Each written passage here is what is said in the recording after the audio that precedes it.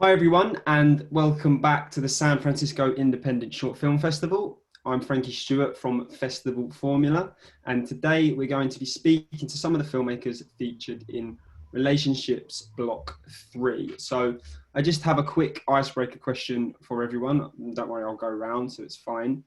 Um, Using one word and one word only, how would you like an audience to feel after watching your film? So I'll start with you, Pierre Olivier. One word. It's hard. um, I don't know. Uncomfortable. I like it. I like it a lot. How about you, Morgan? Uh, I'd say self-reflective. That's Nice. 2 words. That's okay. We can take the Fine. hyphen. Yeah. Um, William. I'll go with empathetic. Nice. Very nice. Carl, how about you? I would say a little bit surprised, if I can use that word, like Yeah. surprised, I guess. Yeah. No, that's fine. And Dal, how about you? I would say moved. Yeah. Perfect. They're all really nice, different answers. I love them. Okay, cool. So now moving really into your films specifically, to start with a fan's Bible. So I have to say I really enjoyed the film. I enjoyed the way that the narrative flips quite quickly, because what you think is going to be just like a sweet story about this fangirl actually becomes quite sinister, quite fast. Yeah. So I guess my question to you, Pierre Olivier, is just, is that style something that you want to do more often? Do you like the thriller side, the twist in the narrative, or is that not something that's just what it was? Yeah, it's something that I do in my projects. I do so. In a way, in my projects, there's a twisted that turns, and that's the way I like it. Something that you think it's gonna be, but it's something else.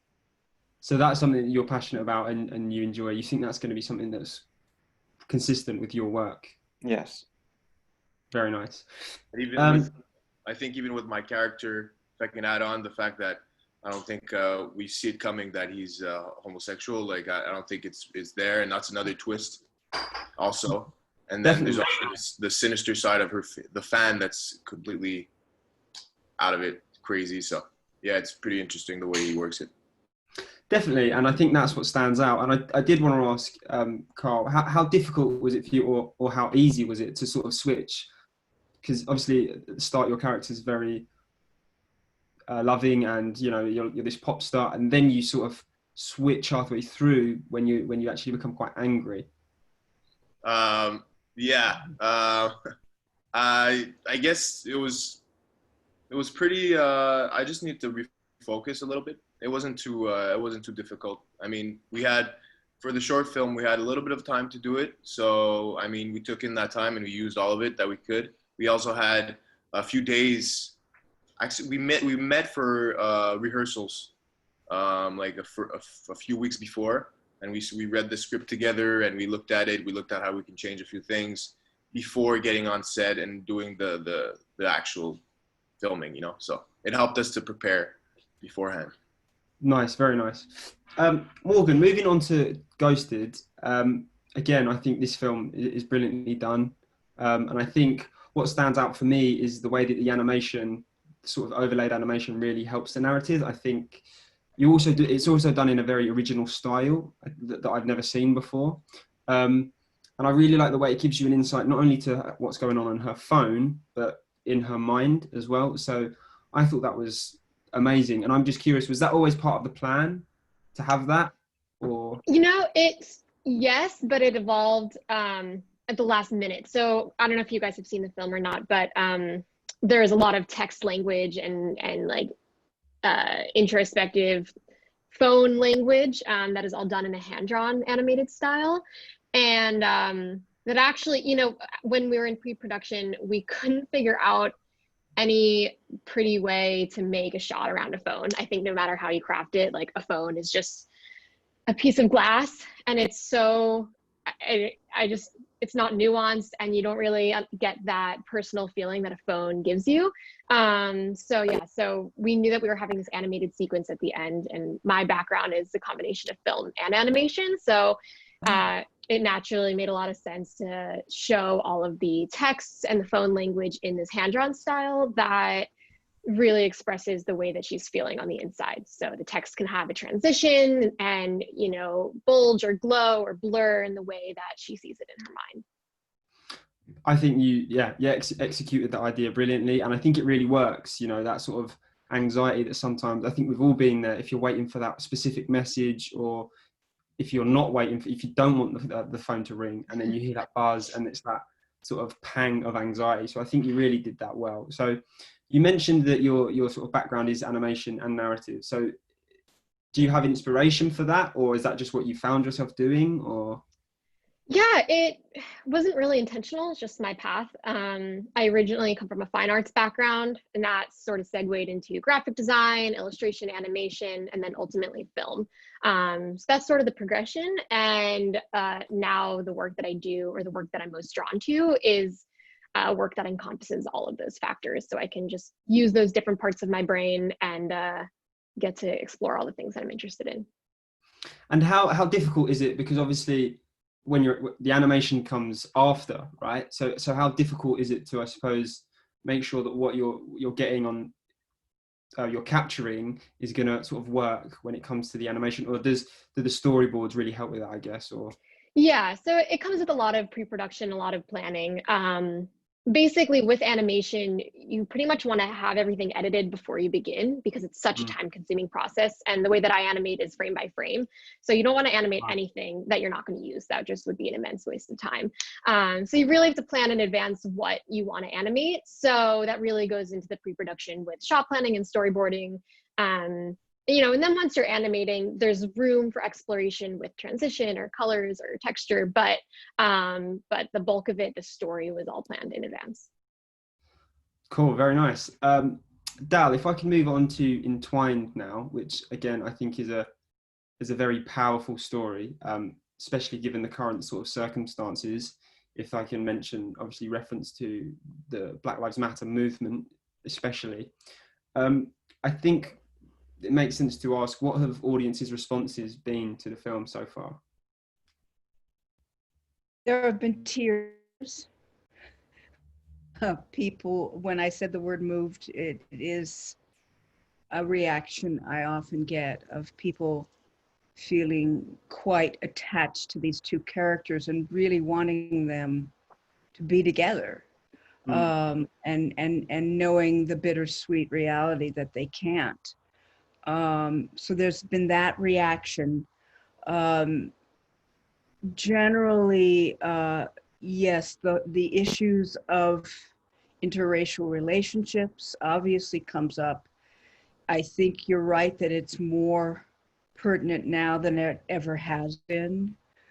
What's interesting is the actor who plays Joe is Michael Dorn, who, for anybody who is a Star Trek fan, he played Worf in all of the Star Trek series. And of course, without his Klingon makeup, he's quite a handsome man. And but the reason I'm bringing him up is that he said yes to the script because something like this had happened to him. This was actually, he had seen a girlfriend, they had broken up. It was an interracial relationship. They had broken up because the parents were against, and they had broken up. And then years later, he saw her again. So this resonated with him. So yes, I get everything from these emotional reactions to conversations that emerge out of it about interracial relationships, which, honest to God, we shouldn't still be having to have these conversations, but nonetheless, we are. No, that's very true. And I think why I like the film so much is because it makes you think about all those untold stories, all those untold situations where it's happened probably all across the world. Of course, especially a few years ago as well. But even, I suppose, now we're having, like you say, difficult times. So when you say you like the fact that the audience are moved, how does that make you feel being a filmmaker? I think that probably my primary goal as both, because I'm writer and director of this, and I've been a playwright for many years of life. And my goal has almost always been to connect with an audience, to move an audience, to make them feel or think something new. So for me, yes, when I get stopped after a screening, and of course I was grateful to have some screenings of this at festivals before COVID. So I had the advantage of some live screenings. Of course, now they're all virtual, but Sure. but to have people come up and say that it made them, well, it made them feel something. It is really about just trying to resonate with the inner life of the audience through the inner life of a character. So yes, that counts for a lot with me. Well, if I I think might add, that's I'm from a mixed family. My mom is from Croatia. My father's from Barbados. And when they met, there was my mom's parents were against it, and they didn't go to the wedding. I mean, they're completely against it. But my parents stayed together. So that's one of the situations that my parents stayed together. They had 3 kids. wow. One of my brothers is in the NHL. He's in the farm team for Tampa Bay Lightning, and I'm an actor here in Montreal, Canada.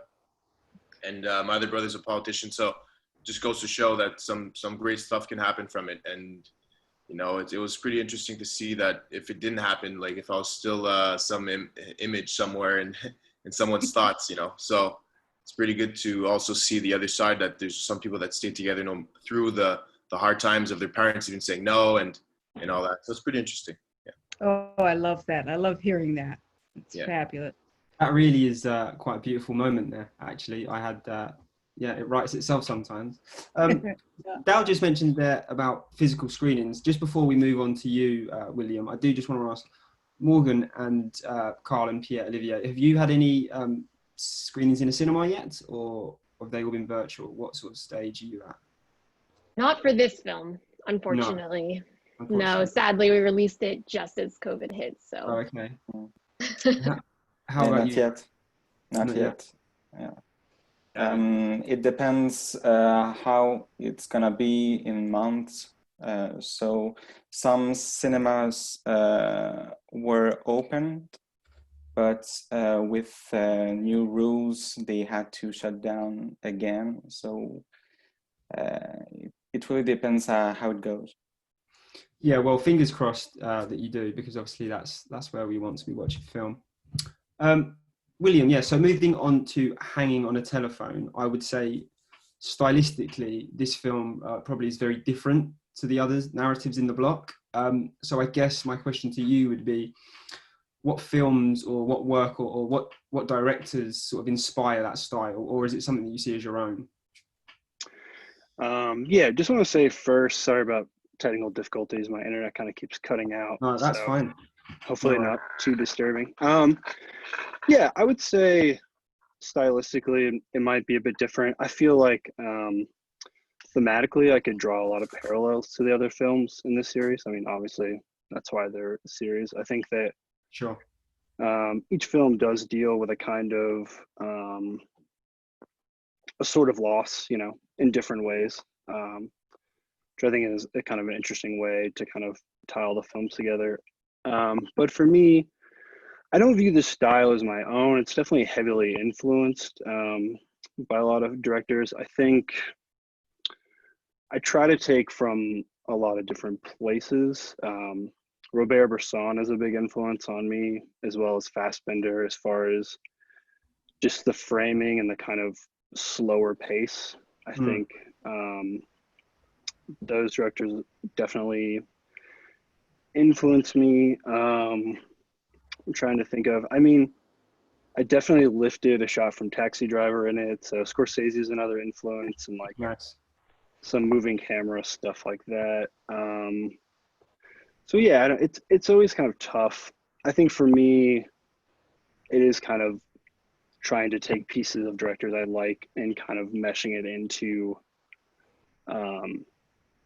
some sort of synthesis of style, I guess. But Mm. I think it'd be tough to claim as completely my own, as I feel it has a large debt to a lot of directors who came before, you know. Oh well, no, that's very modest. And again, I think similar to the question I asked Dal, what have the comments been so far, or audience responses so far? Yeah, I got to see it a few times with an audience before everything happened. And it's definitely an interesting film to see with an audience because I think it's one that was conceived very intimately and very like internally, I guess, which I guess you could say for a lot of films. But so I think putting that story in front of an audience is it definitely is just uncomfortable, I think, in kind of a good way. Yeah. And so I think for me, it's been kind of fun in a way to kind of watch people, I don't know, just kind of watch people feel uncomfortable, you know, and kind of be able to look at people's reaction and stuff like that. So, I mean, as far as I think people have liked it, I don't know. Well, I liked it. I thought it was yeah, thank you. And how was it actually shooting the film? I mean, you mentioned uncomfortable. Obviously, I think your main actor, does a great job because a lot of the films, you know, the camera's on him and it's very intense. How was that part of the film? It was good. I mean, it's a very kind of bare bones film, and I think because I kind of wanted to fund it myself and have it kind of be a very personal project. I kind of did all the producing and everything. So we ended up just like renting a hotel room in upstate New York and just got really lucky that the motel room just looked really seedy. You know what I mean? I mean, everything in there is pretty much just how it looks. So we got very lucky there.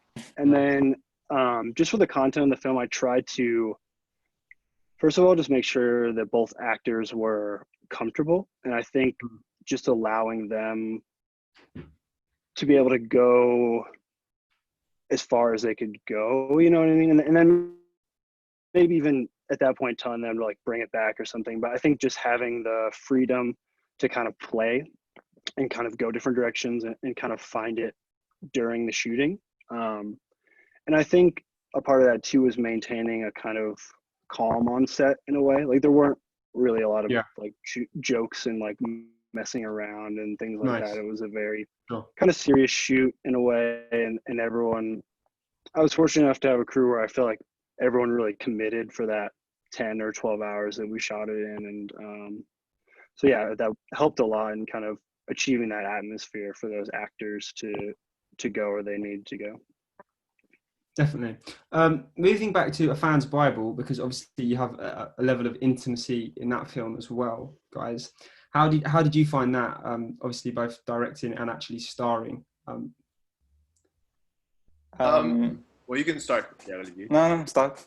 Okay. Well, for me, it was. I'm pretty used to being in those kind of intimate situations with other actresses or actors. But the actress she's new into this, so she was a little bit like uncomfortable in the car seat. She was nervous, and I was trying to like we should have maybe rehearsed beforehand, because going back, maybe that's something that we could have looked at instead of just doing it right on the shot on the day of set. So it was a little bit like I had to really make her feel comfortable and stuff. But then it was my turn to feel uncomfortable when I had to kiss the male actor. So it was just all new kind of things, and it was pretty funny. We had a good time kissing each other when like it was just fun. It was one of the first times I kissed another male actor, so it was a fun time. It was cool. The both scenes were at the same day, so it was. No, you really put you through it there, Carl. Yeah. I put it in there pretty deep. Yeah. So yeah, it was fun. It was fun. It was a fun experience, and I was wondering for William, the sounds in your film. I mean, it's pretty interesting the choice of sounds that you chose, and Yeah. I mean the tap water. It was Mhm. in it the whole time. And what was that? What was that created for? What was the purpose? Yeah. I think just deciding to do a film with one location, I kind of felt like I needed another dimension to it, you know? And I think I mentioned Bresson before, and I think if you watch any of his films, the sound is very much in the forefront, you know, and kind of things in a way don't sound natural. And especially if you were to like take some of those sounds from the film and kind of isolate them, I think you would almost have difficulty discerning what they are. You know what I mean? But yeah, so for as far as the tap water, I thought it added a certain sort of tension maybe that Yeah, might not sure. have been there without it. Yeah. Good work. And so yeah, I just tried to make it seem. I think that I wanted the tap water in there, and I was like, okay, how can it feel natural to where you're kind of not distracted by it, and to where you're thinking, okay, this makes sense that he would leave that on and kind of have that absent-mindedness, I guess. So yeah, it was just a way. I think all the sounds are just a way to like add tension, and I think the way they're mixed is kind of to accentuate that a lot, you know. I thought the leaving the tap on really added to the character as well. Such, Mhm. you know, on paper Yeah. it's such a small thing, but to leave the tap on, it shows a specific type of person, you know, who maybe isn't thinking about Yeah, leaving the water on. Not Yeah. sure. there. Yeah. Felt that It's too. more like he's in his own head as opposed to actually in the room. Yeah. Yeah. Mhm. Exactly. That's interesting actually, because I've done two of these Q&As before this one, and I haven't had yet another filmmaker ask a filmmaker a question, and I actually really like that. I Oh. think it's quite fun. So just a bit of a different one. Does anyone else have a question for anyone else? Me? Yeah. Yeah. Go ahead. Okay. For Dale, I was wondering for the painting in Yes. the movie. Yes. Was it an inspired? Were you inspired by the painting, or Or the it other was? way around. Yes. I wrote it first and did not have a painting. Okay. And as many of my films have been adapted from plays, it was originally a play in which the notes in the play were, you may not even see the painting. It may be faced away from the audience and they're just reacting to it. But of course, once I adapted it to film, I needed a painting. Actually, it is our painting. We have it in our home. And I was walking through our house one day and I took a look at it. It's a painting that came from Cambodia when we were there. We bought it there. And I looked at the painting and I went, oh my God, it's entwined. And it was just kind of like that. So that's how that. Oh, cool. And the other two paintings, by the way, that you see featured are by an artist friend of mine who I live in Santa Barbara, California. She's an artist here. And so those are her paintings that are featured. So, yeah. That's really amazing little backstory behind it. Actually, I think that the fact that you saw it and just went, that's the one, that's it. That's quite amazing. I will say, just a little aside, is that in rehearsals, because the painting is two people who are partially undressed, when the husband, Matthew, in our rehearsals would look at the painting and go, we would all just crack up because of the funniness of the fact that these are nudes. And some of that humor did seep into the film too, but we couldn't get through a rehearsal whenever you would look at the painting. So anyway, go ahead. I'm sorry. So I think what makes sense now, because we're coming towards the end of it, is just to sort of go back around again and ask, what are you working on now, or what do you plan to do next? So starting with you, Pierre and Carl. Well, I'm writing a scenario for my next project, and I'm expecting filming it in 2021 at fall. And it's about a missing person. So my main character is going to be cops, so I have to make some research about sure. that, and yeah, I'm planning it. Nice. Well, I could say Carl plays definitely a very compelling pop star for sure. I actually had to Google it because I was like, this guy is this guy. I know. I didn't want to embarrass myself, and be like, because it does genuinely seem quite believable to an extent, I have to say. So, well done. But I'm not sure about the playing a cop yet. Well, actually, I'm actually playing a cop for a show. Wow. Here in Quebec. It's a recurring, so I'll be there on the show till April. With the mask and the 2-meter distance, it's pretty complicated, but Yeah. you gotta do it. You gotta do what you gotta do. For sure. So that's what I'm doing now, and I'm also doing some completely different children, children shows that it's like more like educational or CBC, and yeah, that's what I'm doing. Yeah, that's what I'm doing. Great. Cool. Morgan, how about you? What are you working on at the minute, or what are your plans for the near future? Yeah, I've spent most of quarantine building out my creative studio. So expanding from a one person business to a little bit bigger. So that's been taking up a lot of my time. Right now, there's a lot of animation, given the state of the world and the lack of film production right now. So a lot of animation, creative direction, and brewing some ideas for a next film, but not quite there yet. Nice, very nice. I suppose you're right actually there with the whole isolation thing. Animation, yeah, it's just you in your room trying to. Yeah, there's been more requests for animation than I've ever had. So it seems like a popular media right now. So I guess that's a silver lining, if anything. Yeah, it's I prefer being on film with people rather than just For in a sure, computer screen by myself. But yeah, but it'll work for now. For sure.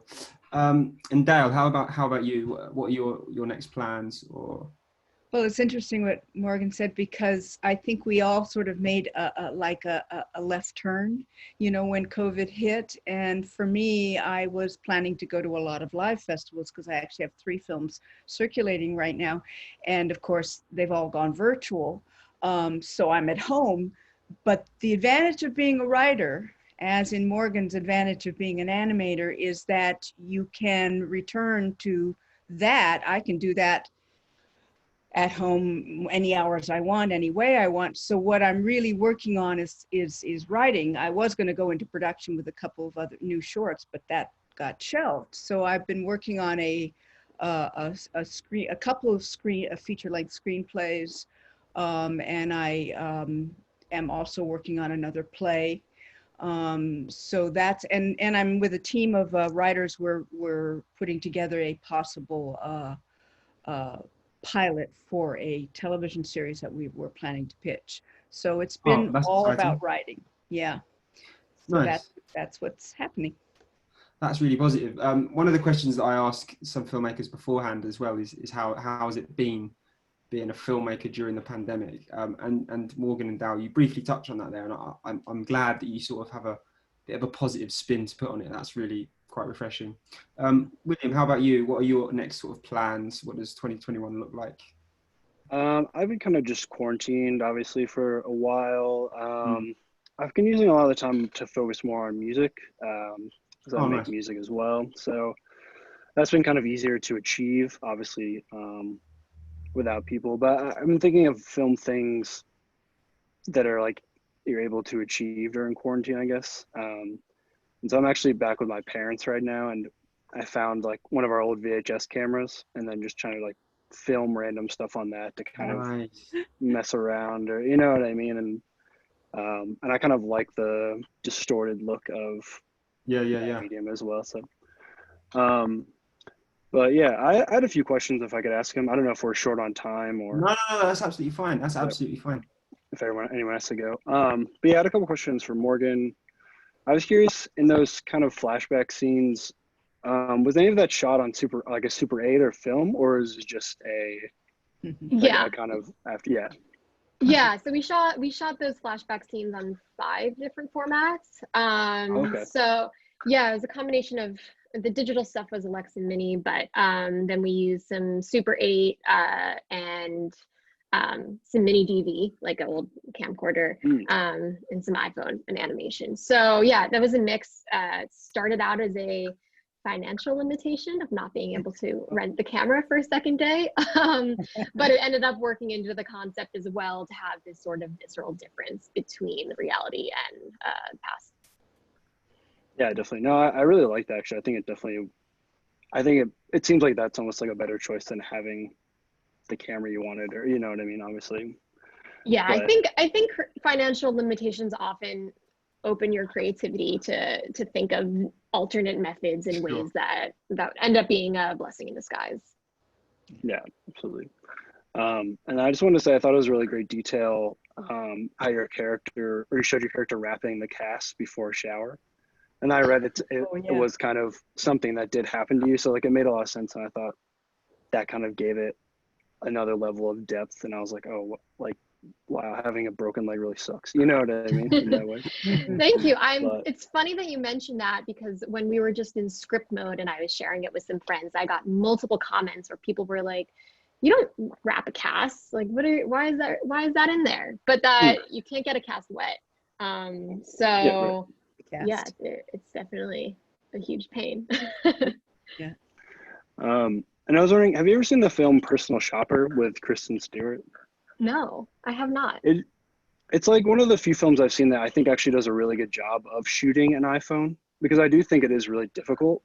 Yeah. And I think it's kind of, I don't know, I think, and I'd like to hear everyone else's kind of thoughts on this, but I think it's an interesting kind of time when we are dealing with how do you shoot a laptop? You know what I mean? How do you shoot a phone? And like, it's a tough decision to kind of say, well, we want to do it animated or we want to film it, and you know what I mean? So I don't know if anyone else has had experiences where they wanted to film something and it didn't work as far with technology. Or yeah, I just find that if you're shooting something modern day, there's no way to get around the technology aspect. And then if you want it, if you decide not to have that, I guess you could ignore it, or you're just going to be in a different time period. So it's definitely an interesting thing to try to shoot, because our lives are so much online, especially now. Okay. And if someone followed me around all day, just be me in front of a screen, like it's not it's not that interesting. So I think it brings up some interesting limitations or technical questions of how to shoot something and give it some dimension, rather than just like the 2-dimensional screen that we look at. In some of the festivals I've been in, they've actually had some entries that were during COVID. I mean, they were specifically filmed during COVID films, yeah. And it was really interesting because some of these worked really well. They figured out a good way to do it. Usually it was one person in a room, but there was someone with a camera, but they were again at an appropriate distance, so that they were still able to do it. But it was very often a one person, one room type of situation. But some of these filmmakers really did a good job of pulling it off. It's like Morgan said, sometimes limitations force you into some interesting creative choices. Definitely. And I think as creatives, that is part and parcel of what you do, isn't it? When you're limited, it's being creative that helps you get out of those situations, not only in filmmaking, but generally problems across the board, I would say. So yeah. Guys, I do want to say a massive thank you for making the films, because I thoroughly enjoyed them. I'm sure the audience at home did as well. I'm going to wrap it up now. So I do just want to say thanks for coming, and thanks to the audience for watching. And I hope you stick around to see what else the festival has to offer. But for now, I'm going to love you and leave you. So thanks again, guys. Thank you so much. Thank you. Thank you. Thanks, guys. See you. Thank you. Nice to meet everyone. Nice meeting you. Take care. All right. Take care.